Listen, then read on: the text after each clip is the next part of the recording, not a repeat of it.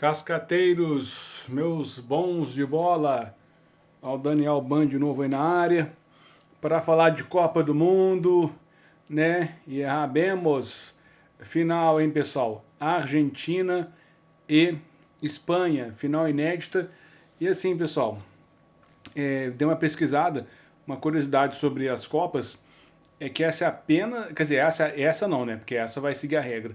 Mas, pessoal, eu estava olhando aqui essa questão de europeus e sul-americanos, tivemos apenas 2 finais de Copa na história sem a presença de uma seleção europeia, né?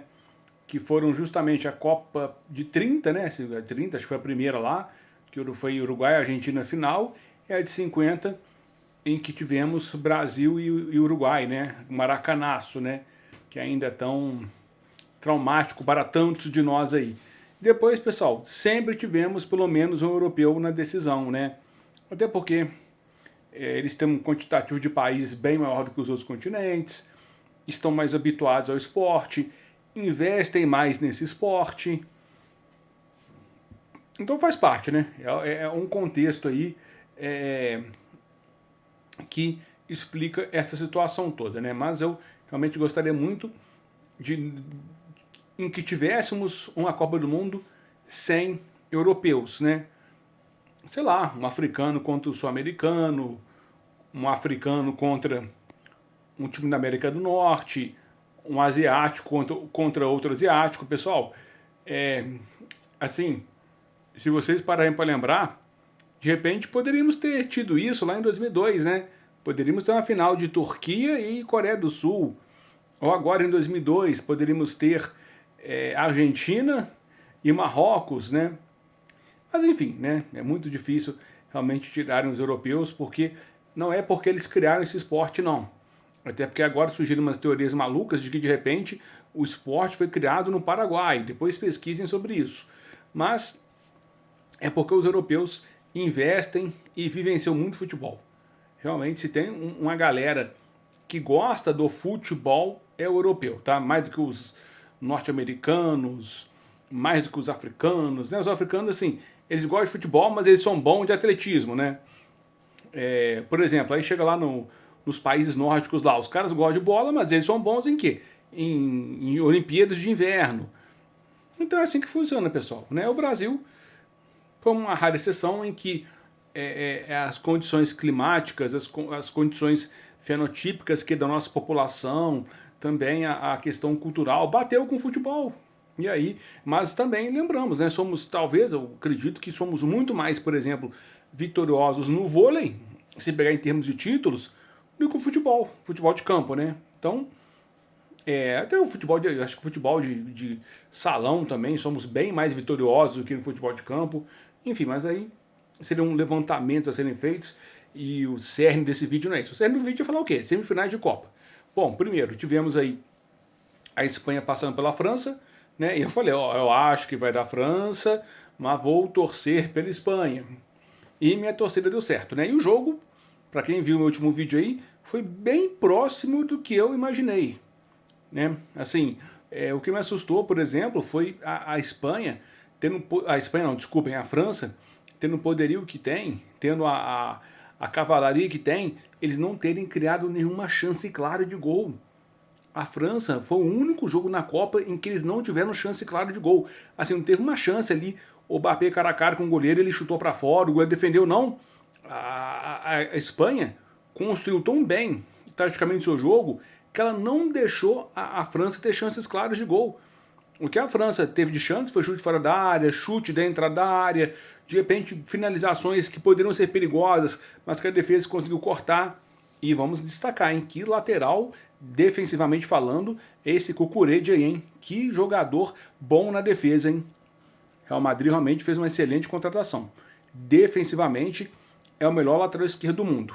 Esse Nuno Mendes aí, ele pode ser bom atacando, porque o Paris pega muito carne assada aí no campeonato local. Mas se pegar jogo pelo clube e jogo pela seleção, esse Cucurella é muito melhor do que o Nuno Mendes. Que lateral bom, hein? Defensivamente falando. E vimos isso também na Copa do Mundo de Clubes, lá com o Chelsea, onde ele também foi campeão, né? Vale destacar isso aí.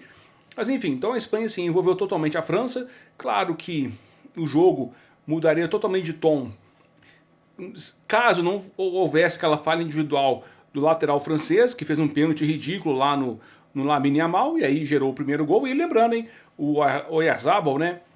Olha como ele bateu o pênalti, né, pessoal? Quando um cara treina, vocês veem que aí o cara bate sempre ou no alto ou no cantinho, mas sempre longe do alcance do goleiro. O cara que bate a minha altura é coisa de quem não treina. Então, entre as tantas cagadas desse italiano incompetente aí, uma delas é não treinar pênalti. Porque quem bate a minha altura não treina. Isso eu garanto para vocês, tá? Garanto. O Brasil simplesmente não treinou pênalti. E aí, entre tantas coisas erradas.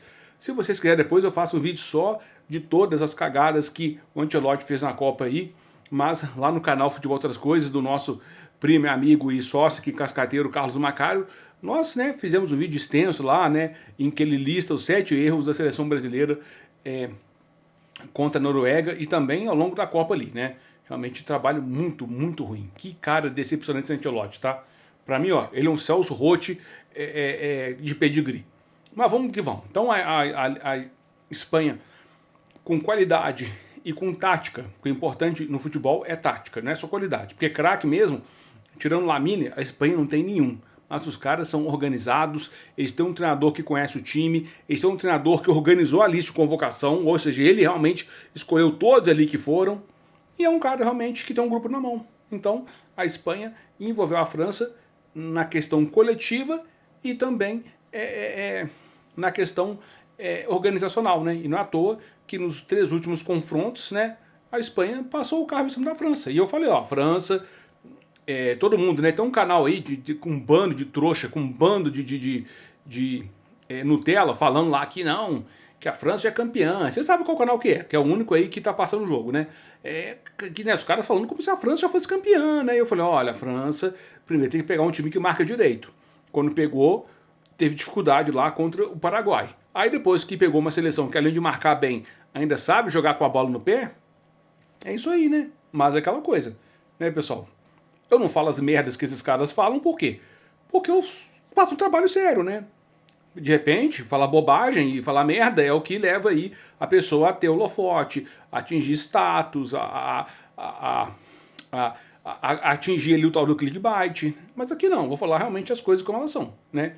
E eu já imaginava realmente que a França até poderia ganhar. Tanto que eu falei, eu acho que a França vai ganhar, mas vou torcer pela Espanha. Mas não seria fácil, não seria simples, né? Como muita gente colocou aí, né? Muita gente colocou aí, né? Inclusive no canal desse bando de tonto aí, né? Que a França seria campeã passando o carro em todo mundo. Além de eles terem errado a França, eles ainda erraram a Inglaterra, né? E hoje estavam lá com cara de tacho, né? Para não falar outra coisa, enaltecendo, né, a garra lá, a entrega da Argentina. E não, se fosse por questão de garra e de entrega, Cabo Verde teria chegado na final, Congo teria chegado na final, porque garra esses caras também têm, né? Quem não tem é o Brasil, né? Porque treinador incompetente, frouxo, que não banca a própria lista, e não vai ter um grupo de jogadores que lutam e sangram pela camisa, né? A Argentina tem por quê? Porque os caras foram escolhidos por aquele técnico que está ali dirigindo o time.